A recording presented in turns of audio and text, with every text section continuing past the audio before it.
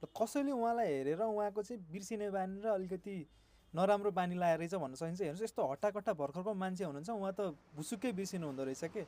उहाँ चाहिँ आज S25 अल्ट्रा लिएर सामानहरू लिनुभएछ, 5-6 हजारको सामान लिनुभएछ, त्यसपछि उहाँले चाहिँ म फोन पे गर्छु भनेर त्यहाँ म्यामलाई भन्नुभएछ र ठिकै छ नि त भनेर अगाडि जानुभएछ। एकछिनमा फेरि फोन पे चले छैन, एकछिन टाइम लाग्छ है भनेर भन्नुभएछ। अब भिडभाड थियो पसल त्यतिखेर, अनि उहाँ चाहिँ लगभग 15-20 मिनट यताउता गर्नुभएछ। मैले चाहिँ भिडियो छोटो बनाएको छु र उहाँले चाहिँ फोन पे गर्न पनि बिर्सिनु भएछ।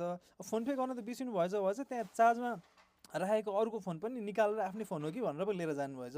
अब यस्तो काम उहाँले अनुहार हेर्दा त गर्नुहुन्छ जस्तो लागेन, तर गरिसक्नु भएको छ। अब झुक्केरै होला, अब भिडियोमा हेर्दा हेर्नु त झुक्केकै जस्तो देखिन्छ नि। हेर्नुहोस् त उहाँले यसरी यसरी हालेको भनेको त झुक्केकै त हो नि। ल तपाईँले यो भिडियो हेर्दै हुनुहुन्छ, कसैले उहाँलाई चिन्नुहुन्छ भने चाहिँ उहाँको नाम नम्बर दिन सक्नुभयो भने चाहिँ तपाईँहरूलाई हामीले विशेष उपहार पनि दिनेछौँ। र तपाईँ आफैले पनि हेर्दै हुन्छ नि, कृपया एउटा राम्रो व्यक्तित्व देखाउनु र आएर फिर्ता दिनु होला है सामानहरू। हामीले कानुनी प्रक्रिया अगाडि जानु नपरोस्, प्लिज यो भिडियो हेरेर तपाईँ चाहिँ हाम्रो स्टोरमा आइदिनु होला है त।